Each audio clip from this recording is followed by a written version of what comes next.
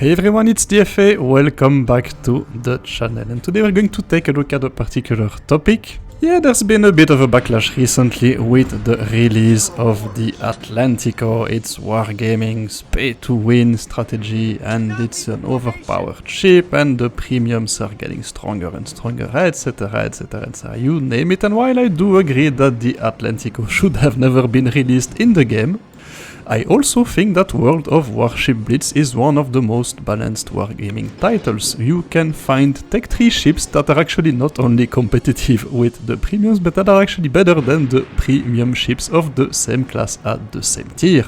And this video is actually about showing you some of them, one of each class, destroyers, cruisers, battleships and CV, that you can use to dominate your tier without spending a single cent on the game. And so, without waiting too much, let's get started with the first ship, Tier 6 Destroyer Panasian line, the Fushun. And so what makes the Fushun a really good ship at Tier 6? A very good destroyer? Well, first, you do get very good torpedoes, excellent range, more than 7 kilometers, combined with your very good concealment, a little bit more than 5 kilometers with the module. You get 2 kilometers of stealth torpedoing, and that's very, very good at Tier 6. Second, it's a fairly maneuverable ship, a good turret rotation, you can get on target very easily, you can dodge shells very easily as well. I'm going to shadow that Nuremberg. Once I see that it's busy with the rest of my team, I'm going to engage with my HE shells, and you see that the guns are actually quite nice. They can hit a target at a very good range, very decent range, so you can actually use them. And once the Nuremberg will decide to pay a little more attention to me, I will actually use one of my main assets. What makes that ship really special at Tier 6? It's got 2 smoke screens. And so it's at a tier where you almost never see ships with radar. The ships with sonar, they have to get very, very close to you, and there are not so many of them. There you go. So the torpedo is in action, they go very, very fast. And so yes, that combination of a smoke screen with the pretty decent guns will help you against destroyers, where your torpedoes unfortunately will not be able to help you. So we've already cleared the flank. The main threat to us, the Nuremberg cruiser, is gone. The battleship has retreated towards the cap, and we have no idea where the 2 DDs of the enemy team are. I'm going to take a risk here. I'm going to do a risky play because I'm going alone.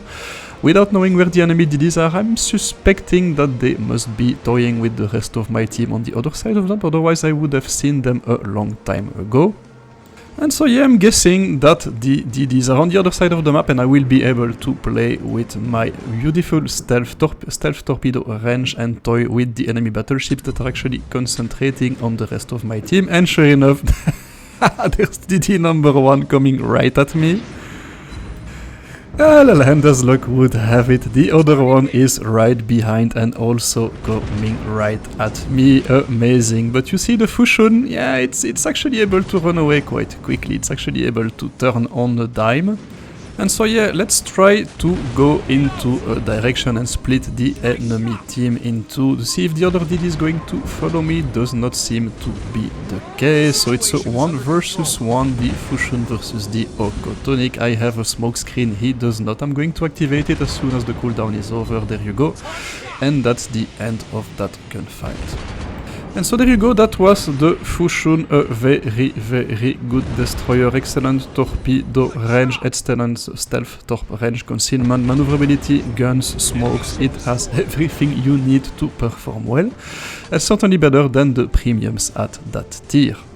And so we finish this game by capping the enemy base and destroying the battleships and cruiser there. Let's take a look at the next gameplay featuring a cruiser. And here we are, my pick for Tier 8 Tech Tree cruiser performing better than premiums is the Russian Chapayev. To be honest, I could have picked other Tier 8 cruisers as well, because Tier 8 is actually kind of a golden tier for cruisers. The Amalfi, the Cleveland, the Edinburgh, what do we have, the Takao, they're actually all fairly good ships, quite fun to play, so it's actually a very good tier for cruisers, even though you do have quite a lot of battleships on the enemy team, very good as well, but still, plenty of options. The reason why I chose the Chapayev, well, I've already covered the Takao, and even though I think it's better than the corresponding Japanese premiums. I'm not going to cover it a second time. I don't think I've spoken about the Chapayev, but I have covered all the other Russian premiums at that team. Ochakov, how is it called again? The Bagration, the Mikhail Kutuzov. Yeah, there's quite a lot of Russian cruisers at tier 8 when you think about it, even the Black Chappie. The reason why I've picked the Chapayev is that it has a fairly simple playstyle, and it's been buffed a couple of years ago. It received a radar, and that really turned the ship into a very capable all-round unit. So number one, it does have amazing range. You can engage targets. I think it's it's quite close to my maximum range. It's 12 kilometers. That's fairly good for a cruiser at tier 8. You can engage ships very easily. You can stay on target. You don't have to get involved and close to the action to actually deal some damage. Number two, the guns are very accurate, and you do have precise aiming charges just to make those super accurate salvos count against the destroyer, for example, at long range. The fire chance is very good. It's one of the best fire setters at tier 8. I think it's only beaten by the premium Bayar, if I'm not mistaken. So you do have the option to engage battleships, ships that you cannot pen with your 150mm gun. So as long as you stay safe at the back, you can actually keep on dealing damage and setting targets on fire. So it's actually a really good support cruiser. The only problem with it is when you have to get involved in a contested environment. For example, there I'm seeing that the enemy team is making a hard push for our base. So I'm starting to turn around because I'm going to have to support the battleships there. So let's activate our precise aiming to get rid of that Hise, because he's actually able to hit us as we have to present our flank. And the Chapayev is actually a fairly quick ship, 34 knots. That's not bad. It's not a very maneuverable one. It's not very good at kiting. That's why you will struggle against enemy ships, for example, like the Roma that's in front of us. But at that stage in the game, I don't really have a choice. I have to get involved, and unfortunately, I make the bet that the enemy team is going to pursue my CV, and yeah, there you go. That's the end of the Ise, but they're not going to do that. And yeah, there you go. That's a DD that thinks it can get away with it. But the Chapayev does have some very good HE and AP shells, and also a radar. As soon as that DD is smoking up, I'm able to pursue him, deal some significant damage, but unfortunately the ship is not really meant for close quarters actions, and I will get deleted. So there's not a lot I could have done in that scenario. I was really betting that they would go for my CV and I might have a chance against that Takao, but it did not happen to be the case. So still, Chappie, a very good choice at tier 8, certainly better than the other Russian premiums and most other tier 8 premium cruisers. Alright, moving on, let's move to the next class battleships. You get it, my pick is the mighty tier 10 Japanese battleship, the Yamato. I picked it, and I picked this game because there is also another Yamato on the enemy team and a Shikishima. And so why did I pick the Yamato? Well, it does have a number of characteristics. It's one of the first ships in the game, and it is still relevant after all these years. It's absolutely magnificent, that's number one. It's a beautiful ship. It's a legend, of course. It does have those really powerful 946cm guns, which are actually very accurate. That ship is meant to be played at range. It does not have the agility, the maneuverability to survive at short range. It has to be extremely cautious about other destroyers, especially the Shimakaze. There is one on the enemy team. I'm going to be fairly cautious, position myself behind a screen of destroyers and cruisers as I should be, and in a position to be engaging targets at B and A. That is where I will be focusing my engagements. And in the meantime, you see that the Yamato is actually fairly quick. I think it can go up to 27-28 knots. That's not bad for a battleship. It's not very maneuverable, of course, so you have to anticipate when you know there are many destroyers on the enemy team, and in a typical tier 10 game that will happen a lot. You don't also want to get too close to the action when there is a Smolensk and a Worcester on the enemy team. These things can set you and keep you on fire very easily. So I'm going to be especially cautious at the beginning of the game. There's the Yugumo and the Jutland is right in front of me. It means that the destroyer behind me is the Shimakaze. I'm fairly safe for the moment, and we see the we see the premium battleship on the horizon. Let's get ready for that duel. And so I did pick the Yamato over the other premiums because it does have those magnificent 9 excellent guns. They work very well at range. Precise aim is there for those super accurate salvos, but in all fairness, you don't always need it when engaging with other battleships. The protection is also quite good on the ship. It's a fairly safe ship to play. There you go, that's the Shikishima. We're going to blind fire him at max range, close to close to 16.5 kilometers. And sure enough, there you go, that's the Yamato for you. 7 hits, and we already start the battle with a nice salvo on that Shikishima. Now, of course, you should not expect to be dodging too many shells with that thing. You see me pulling back and turning, but yeah, it's still going to put a number of rounds into me. Take one of my turrets out. A bit of bad luck there, but we respond with the Citadel. So yeah, the Yamato is a very good ship for that. It's a very good damage dealer, and it can also take a massive amount of punishment. Another characteristic that it has that makes it a very good battleship at tier 10, certainly better than most of the premiums that you will find over there, is it's able to bow tank. We will see that a bit later in the game. It does have those 2 turrets with 6 guns at the front of the ship, so it can bow tank without suffering too much in terms of damage. And so yes, as long as you remain a bit cautious and you do not overcommit, you will always have good games with the Yamato. It does have the range to engage everything it sees, it does have the accuracy to hit everything it tries to hit, and it does have those massive shells to put some gigantic holes on any other battleships, regardless of its armor protection. So that's why it remains relevant even after all these years. It's still a very good ship and a relatively easy playstyle. So there you go, that Shikishima is actually stopping right in front of us. That is very kind of him. And you see that I'm retreating for the moment. I'm not push. There you go, that's another Citadel. So we've already removed half of his life. So you see, it's very good. You see me putting the bow of the ship in towards the other Yamato. So that's how you engage with that thing. And you make sure that one of the and I make sure that I keep a safe position, because I do not want to overcommit against 2 battleships. And the Yamato is very good. You see that I'm still almost at full health, and I've damaged that Shikishima quite a bit, but I am not in a position to be taking out 2 enemy battleships at once, and that DD is still there, so I have to be careful. I cannot overcommit at the moment. It's still fairly equal as we speak. We are losing A. We've lost. We're going to lose B, unfortunately, I'm afraid. But I'm going to retreat. I have to maintain those cruisers between me and the enemy DD. So I'm going to put my bow in the direction of the enemy Yamato to make sure that I can tank him. I'm going to take some damage, but not a lot. And sure enough, I mean, yeah, I'm still in a fairly good situation. I do have almost all of my hit points. Yeah, the enemy team is 100 points ahead of us, but we do have a base. No one is defending it, and I see a cruiser from the enemy team entering it, so they're going to cap it.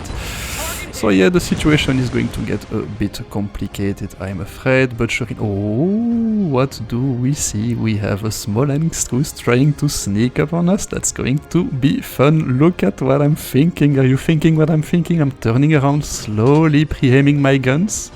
I see that my precise aim is ready, reloaded. He's not on a cooldown. That Smolensk is thinking about farming us. It's opening fire. Yes, sure enough. Let's see the Yamato at what it does best.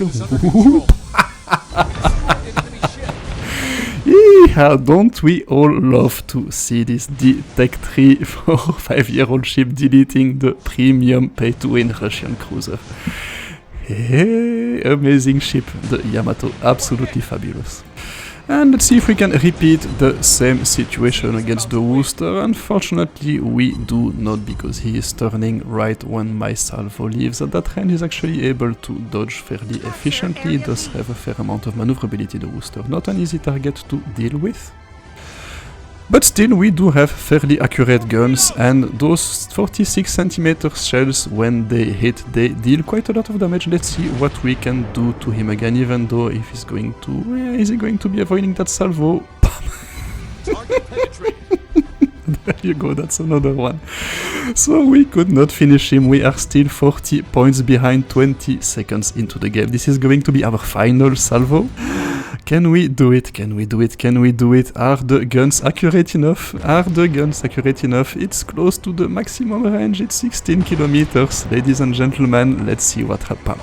There you go. I give you the Yamato, the reason why you should not buy any premium battleship at tier 10, because this thing is a real rockstar. Japanese one, but still a rockstar. And yep, let's take a look at the final class of ships, the CVs. And so yes, for the CVs, can you recognize this one? Yes, of course, there can be only one. It's the almighty tier 8 Japanese Shokaku, an absolute beast. Still the best CV at tier 8, despite all the premiums that have been released. An absolute monster. And so what makes it so special? Well, you see that there are two DDs on the enemy team. The Shokaku, it strikes a perfect balance between a certain amount of elements. Number one, well, I mean, it's fairly Japanese in its philosophy. It's very, very aggressive. It's an excellent damage dealer. So you do have 2 squadrons of bombers, 2 squadrons of torpedo planes. Yeah, the bombers, they're not really good. They're there for scouting, to be honest, and they might maybe set one ship on fire here and there, but that's not what they do best, let's be honest. The real star of the show are the torpedoes, and there you go. I'm spotting a cruiser, and oh, that's amazing. Right when the crew, the DD, thinks he's safe because I'm busy with the cruiser, I'm going to put my torpedo bombers right on it, and sure enough, there you go. That is why the Shokaku is absolutely amazing at tier 8. Yeah, this one is going back to port after 1 minute and a half. Yeah, that's a bit annoying, right? But I mean, you know, what can you do? If you stay in a straight line and you don't pay attention to the map, that is what happens when you have a Shokaku on the enemy team, and sure enough, bye-bye. So there you go, that was the main asset for the Shokaku right in front of you. It does have a number of other elements that are quite nice. The amount of planes, the number of squadrons is actually quite manageable. I do not really enjoy Tayo and Akuryu because of that extra fighter squadron. That's a little bit too much to control for me, but having one fighter squadron, even though they are not really good, let's be honest, they really are not it's not a defensive CV, it's a very, very offensive one designed to be taking out any target it meets. You really have to be careful with the amount of planes that you have, because they go down very, very quickly, especially when you have an opposition like we have here, Iowa, North Carolina on the enemy team. Yeah, that's not very, very good. So you have to watch out and use your planes a little bit wiser than what I'm doing now, to be honest. I did cover that in my Shokaku guides, how to best use your squadrons and make sure that you do not end up at the end of the game with 0 squadrons, but there you go, that's the other DD. And you see that I'm sending my bomber squadrons to keep him spotted, because I want to keep him lit for the rest of my team. I'm not able to engage him now, but we're certainly going to change that in a couple of minutes. And so it's generally a good idea to be grouping your squadrons, to be using your dive bombers as meat shield for your torpedo bombers, because those are the ones you want to protect. But here we have a single DD, so I don't mind actually trying to do everything I can to keep him lit. A couple of planes should still be able to make it home, and I'm going to be sending my torpedo squadrons in the direction of the DD, because that is the target that I want to be able to deal with now. So the dive bombers are keeping it lit. I'm never directly going to... I actually cover this in a specific guide of my air car carrier guide, how to deal with enemy DDs, and sure enough, you're going to see that right now. Am I going to do... you know, it's never a good idea when you're ready to be that close to an island when you have a CV like the Shokaku, because you actually restrain your movement. and you become a lot more predictable and a lot easier to hit. But yes, I was not able to put all my torpedoes on target, and now I have to use the final asset of the Shokaku, and what makes it really amazing at tier 8 and a true differentiator of the ship when regards to the other premiums, it's incredibly mobile and very quick. Only a few cruisers are able to catch it, not all cruisers are able. It is able to outrun almost everything it meets, to be honest. So there you go, you see me going back to safety very quickly. And immediately that Iowa was thinking about having fun with me, but yeah, not on my watch, unfortunately.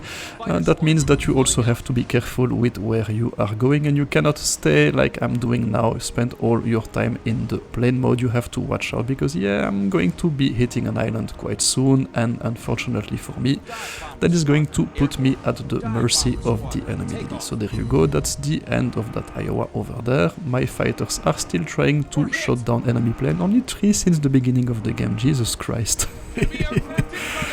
And sure enough, as luck would have it, the enemy DD that I missed is the one that is going to try to hit me, and since I was not paying attention, I was able to run away, but I almost hit an island.